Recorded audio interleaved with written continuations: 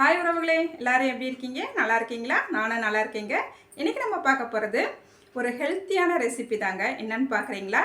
கேழ்வரகு தேங்காய் பால் கூழ் தாங்க பார்க்க போகிறோம். ரொம்பவே டேஸ்ட்டாக சூப்பராக இருக்கும்.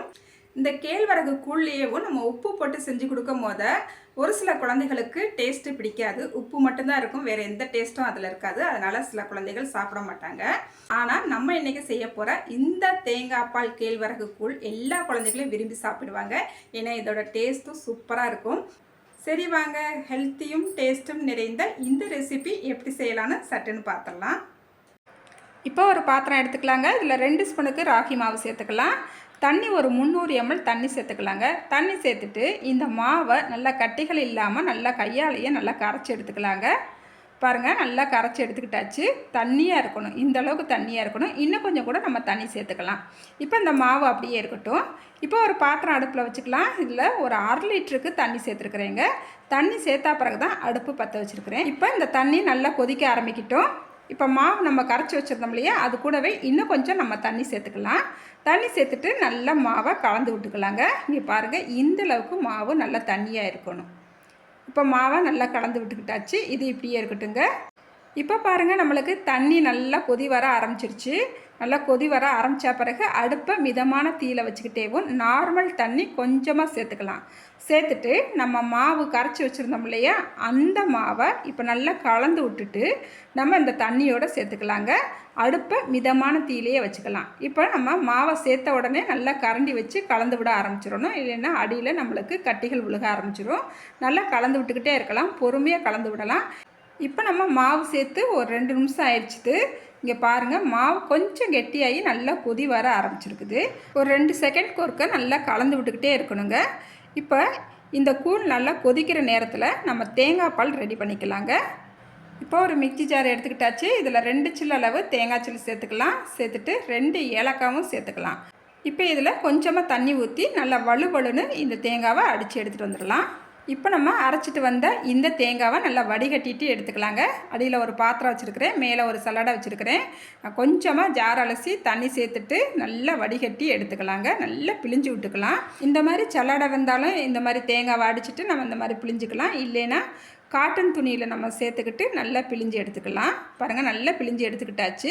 நான் எப்பயுமே தேங்காய் பால் இந்த மாதிரி கூழ் செய்யும் போது ஒரு தடவை தாங்க அடித்து எடுத்துக்குவேன். நல்லா திக்கான பாலாக எடுத்துகிட்டு அதையே நான் சேர்த்துக்குவேன். இப்போ மறுபடியும் டீ வடிகட்டுற சல்லடையில் இந்த தேங்காய் பாலை நல்லா வடிகட்டி எடுத்துக்கிட்டாச்சு. பாருங்கள், எவ்வளோ திக்காக நம்மளுக்கு தேங்காய் பால் கிடச்சிருக்குது. இப்போ நம்ம கூழை பாத்திரலாம். இந்த தேங்காய் பால் அப்படியே இருக்கட்டும். இப்போ நம்மளுக்கு 10 நிமிஷமாக இந்த கூழ் நல்லா கொதிச்சு இந்த மாவோட பச்சை வாசனை போய் சூப்பராக கூழ் நம்மளுக்கு ரெடி ஆயிடுச்சுது. இந்த கூழ் எப்படி வெந்துருச்சுன்னு எப்படி தெரிஞ்சுக்கலான்னு பார்த்தீங்கன்னா, நம்ம மாவு சேர்த்து கலந்து விடும் போது கொஞ்சம் இருகலாக கொஞ்சம் வெயிட்டாக இருக்கும். இந்த கூழ் வெந்தா பிறகு கலந்து விடும் போது கொஞ்சம் லேசாகவும் கிண்டி விடுறதுக்கு ஈஸியாகவும் இருக்குங்க. இதில் கொஞ்சமாக ஒரு சிட்டிகை மட்டும் உப்பு சேர்த்துட்டு அடுப்பு ஆஃப் பண்ணிவிட்டு நம்ம இப்போ கூழாக இறக்கி கீழே வச்சுக்கிட்டாச்சு. இந்த நேரத்தில் தான் நம்ம தேங்காய் பால் சேர்க்கணும். இப்போ நம்ம தேங்காய் பால் சேர்த்துக்கலாம். தேங்காய் பால் சேர்த்துட்டு நல்லா கலந்து விட்டுக்கலாம். எப்பயுமே கூழ் இறக்கி வச்ச பிறகு தான் நான் தேங்காய் பால் சேர்ப்பேன். தேங்காய் பால் சேர்த்துட்டு கூழை நம்ம கொதிக்க விடக்கூடாதுங்க. இப்போ கூழையும் நம்ம 2 விதமாக பிரித்து ஒரு கிளாஸில் சேர்த்துருக்குறோம். ஒன்றில் நாட்டு சக்கரை சேர்த்துக்கிற போகிறோம், ஒன்றில் ஒயிட் சுகர் சேர்த்துக்கிற போகிறோம். இப்போ 2யுமே சேர்த்துக்கிட்டாச்சு. நல்லா கலந்து விட்டுக்கலாம்.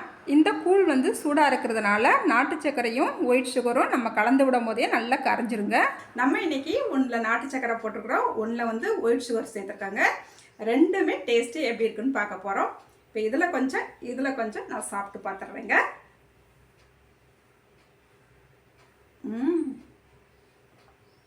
இது நாட்டு சக்கரை சேர்த்தது ரொம்பவே டேஸ்ட்டு சூப்பராக இருக்குது. அந்த ஒவ்வொரு வாய் நம்ம குடிக்கும் போது அந்த தேங்காய் பாலோட வாசமும் ஏலக்காய் வாசம் சூப்பராக வருதுங்க.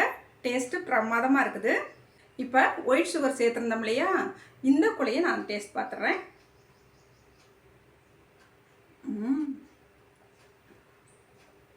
ரொம்பவே சூப்பராக இருக்குங்க.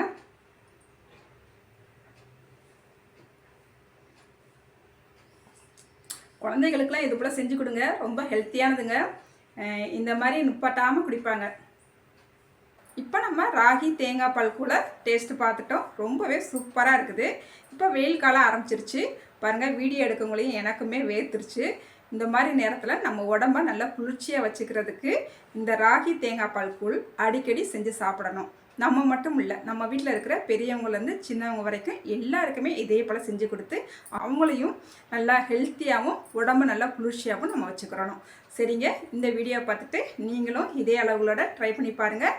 ட்ரை பண்ணிவிட்டு எப்படி இருந்துச்சுன்னு மறக்காமல் கமெண்ட்டில் சொல்லுங்கள். இந்த வீடியோக்கு மறக்காமல் லைக் பண்ணிவிடுங்க. அடுத்த ஒரு வீடியோவில் பார்க்கலாங்க.